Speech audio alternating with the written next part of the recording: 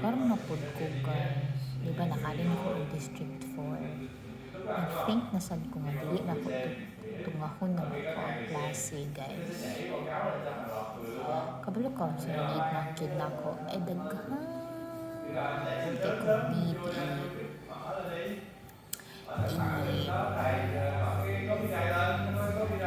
i-practice ba? Saba ka sila no? Saba ka sila ba?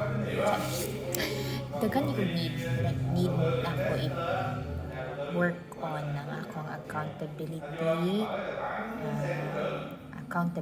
get commitment kana accountability ug commitment, most especially sa commitment, like for example kana bitaw I don't know mo gid akong githink like if ever man gani magkasaba ko sila guys saan man na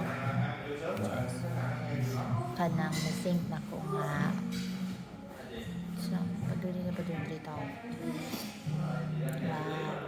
unsay tawag ana di ba kana pod kuan pod public speaking but the way I speak or the way I convey my thoughts kanang need na ko i-practice pod ang kuan kanang speaking. Dili ko kabalo sa pag-convey ang akong thoughts guys, like kanang sibaw kanang diba o kanang ana ako dapat like wala na yung maminaw na ako ulit paminaw so wala na minaw pero murag dili na ko katuuhan ba dili 26 na ba yan ko guys sabag yung kay sila no dili ko murag somehow in mga times nga murag dili ko katuhan mo storya kay ang akong pagka-deliver sa ako ang thought kay not as effective as it should be, you know what I mean, so I'm really trying. You know what, I've wasted 1 year dapat diba dapat mag-good. I was really like before I went here before I came here kay I was really thinking na himuon din ako kanang training ground ang Vietnam kay diba like wala na ko sa akong comfort zone so wala na pud ko wala ko lang hunaon ba pag abot na ko diri sa Vietnam I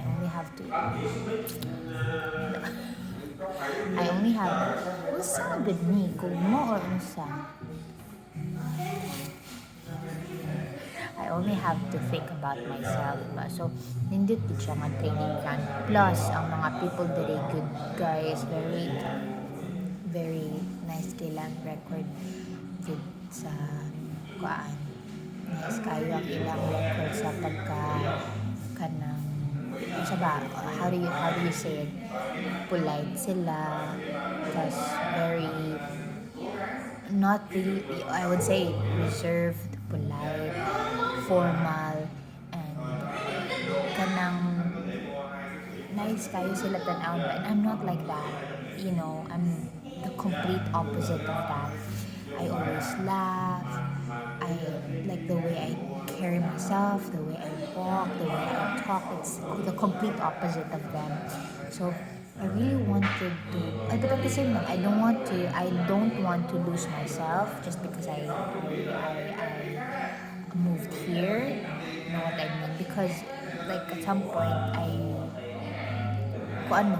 my personality and my character has become my defense mechanism, my coping mechanism like that ba. So I don't want to hindi man po like I shouldn't like view it that way diba pero ito ginagawa dili ko ganahan nga mag-hold dili ko ganahan nga nai-hold back so I don't want to feel like I was holding back part of myself because like I fully embraced who I am, my personality, my character, like you know what I mean. But at the same time, kung wala ko at the same time, kung dili na ko siya how do I say this one? I don't want to say na i-let go na siya nga. Dili mo po tingali i-let go, pero tingali man i-lesson lang. Tingali, no? Mas tingali ang pinaka-nice. So, kung i-lesson lang siya gamay, tas, take na naman good, I mean, feeling na ko, one of the biggest factors na dili ko mo improve is because I became too complacent ba. Like my personality is too complacent and well, kanang turbulent mo ko like food na ko ako'y ganahan buhaton jud nako, but at the same time gabi ko pa complacent mga lang nakabatik ko sa akong personality. Like for example, pag dili ko ganahan, pag nako'y ganahan ko kaniya na ba, yun na akong personality guys. Tas, kanang may sometimes kanang complacent na kayo ko ba, pero sa manikangan ba yapod ko guys.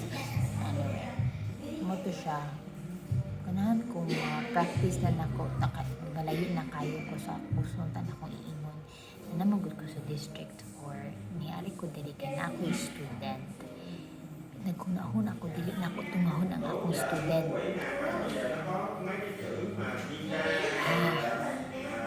Hitabo na siya guys, like ni Starbucks pagid ko guys, hakabot ko mawal to pinakadoon nga cafe sa akong student, like nari lang gid ko adto lang gid ko adto nga place, I mean diri sa District 4 kay na ako'y klase. Ang cafe doon lang kayo sa balay sa akong student, wala jud ko ni adto guys, kay feeling na ko dili adto in ana personality guys. It's not very good. Anyway,